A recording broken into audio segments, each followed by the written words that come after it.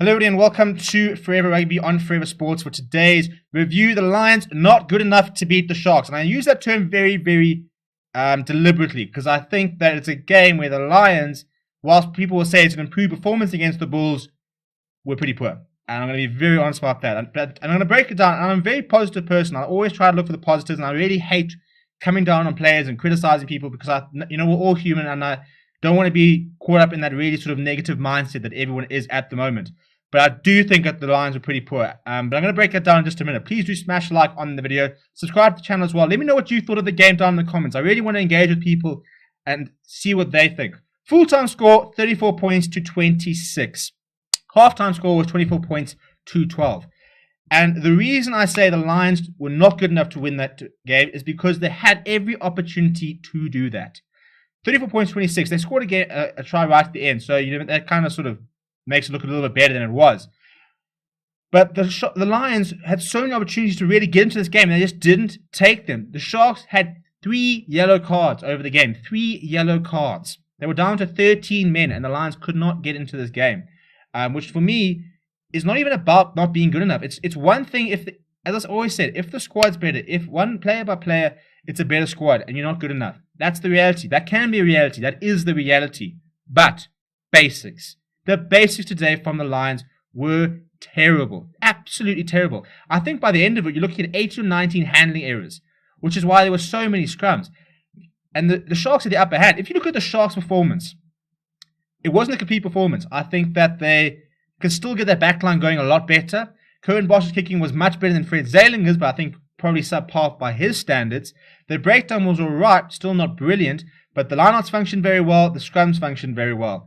And all they had to do was live off the Lions' mistakes. The Lions made so many mistakes, discipline, easy penalties, basic errors, and that's my frustration, is that I think a Lions side who were disciplined would win that game. The Sharks went down to 13 men, and yet they actually scored 3 points to none. As the Lions, they went down to 13 men. They went down to 14, they took a scrum, they won another penalty shortly afterwards. The Sharks went down to 13 men. They lost their tight head, they lost their hooker. Thomas du Toit, Fezenbata in the bin. They'd already had to sacrifice Sia Khaleesi to bring on another prop in Vian Herbst. Fezenbata in the bin. Another scrum, if the Lions had taken another scrum, they would have had to sacrifice, they eventually did have to sacrifice Yao Penkle, and they had to bring on another hooker. So as the Lions, why would you at that stage not say, we'll take another scrum? 2 new players off the bench in the front row, down to 13, which means that they would have had to chuck somebody else in the scrum. There would have been an overlap in the back line. And yet, no, the Lions went for the line-out and then lost the line-out. They lost the ball there and conceded a scrum. And then the Sharks actually managed to hit back through Jaden Hendrickson, who I thought was very good when he came on, all the way through the 22. So it was really poor. Those were just an instance of where the Lions weren't good enough. So in the first half, 2 tries scored by the Sharks. They got 24 points. We were well in control. 12 points for the Lions. Could have been more. They sort of stuffed it up just before half time. Andrew Warner, I thought, was a player I'm going to actually single out because I thought he was very poor today for the Lions. Delivery wasn't great. Discipline wasn't great. Got a yellow card. He did score a try, but I don't know what's going on between him and Fred Zelinger, but passes going down to the feet, knock-on, stuff like that. It was pretty poor, to be very honest. But if you sort of break down the game as a whole, the first 25 minutes, the Sharks pretty much couldn't do anything wrong. I mean, Jeremy Ward scored a try in the 3rd minute. So it was a perfect start. Conversion by Curran Bosch, no issue. The Lions' first time in the 22 into the Sharks' half was a really good maul, and PJ Buerta went over. Boom, 7-5. Well, 7-5 for quite a while before Grant Williams then went over in the 16th minute.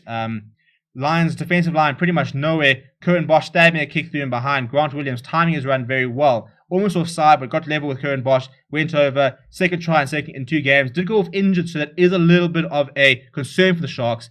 Curran Bosch, no issues, converted. Andrew Warner then gets a yellow card in the 25th minute, and Thomas du Toit scores 4 minutes later. Curran Bosch gets the conversion. 3 tries in the first half. Lions under the pump. Curran Bosch then starts a penalty goal in the 33rd minute.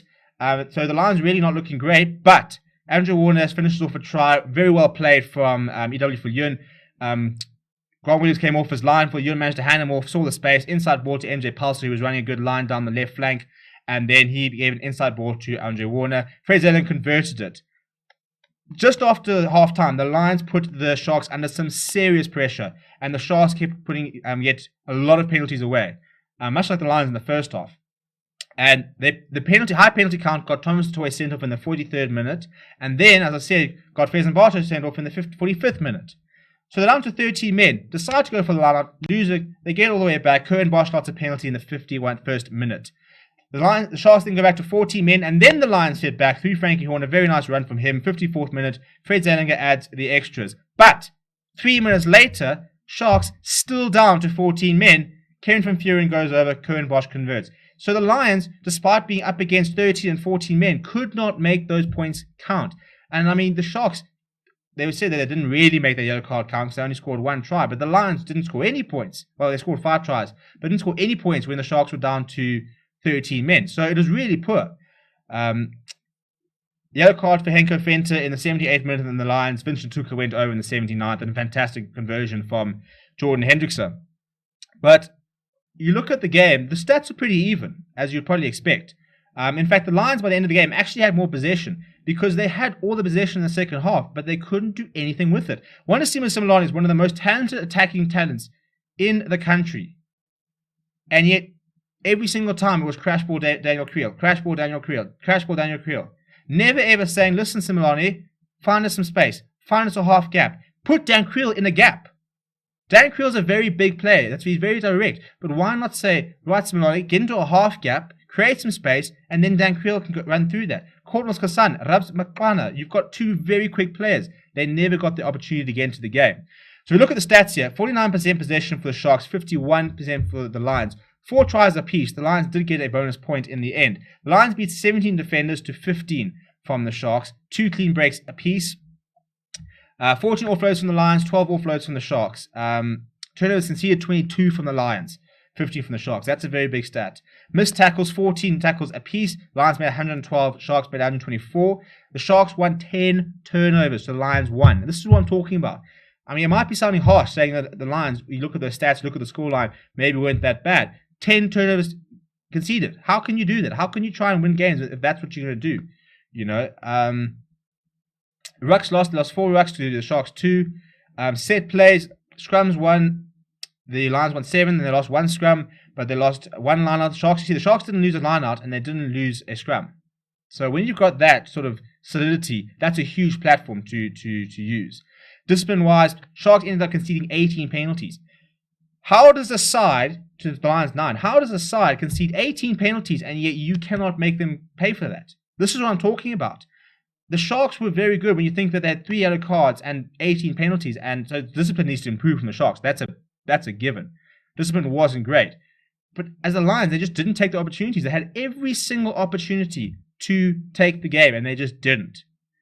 But if you look at some of the individual stats here, Apolli Fassi was full of running. He had the most running meters with 37. This is according to Rugby Pass, so if there are any errors there, please don't blame me, blame them.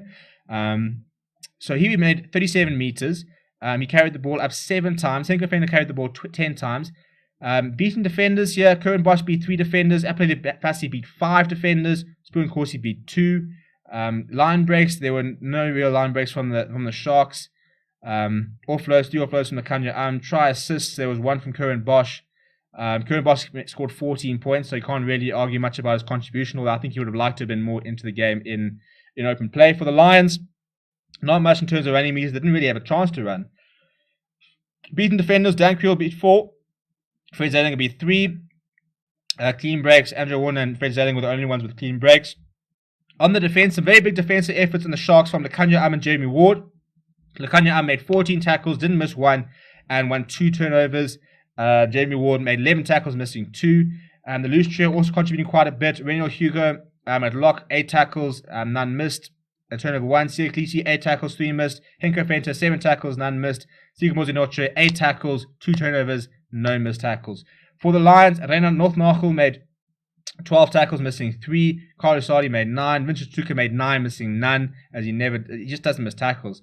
Dan Creel was asked to do a lot of defending. He made 11 tackles, missing the 1. And other defensive efforts there. MJ Paulson made 8 tackles, and Steve Storey made 9 tackles, missing 1. So, I mean, individual performances there. I thought that Vincent Tuka continues to try really hard for the Lions. I think Andre Warner has to be dropped for Warner van den Berg. And I think Fred Zelinger probably shouldn't have stayed on that long. So I think that I'd like to see Jordan Henderson get a bit of a go. But for the Sharks, I thought Stephen Boyanoche was very good. Definitely pushing for that Springbok call-up. Oxenchair as well. Thomas Toye was fairly solid. Reno Kuko continues to be a very good signing. Spirit Corsi and Fassi looked very dangerous when they had opportunities, as did Nakanya, who also looked back to his best. So I think a lot of the players who are either Springboks or on the Springbok radar were sort of standing up and playing pretty well. So interesting to see how that goes. Let me know what you thought of the game down in the low. Smash like on the video. Do subscribe if you're new. We're going to be live for the Stormers versus the Bulls game. If you're watching that before that starts, so come and hang out with us. Thank you very much for watching, and I'll chat to you soon.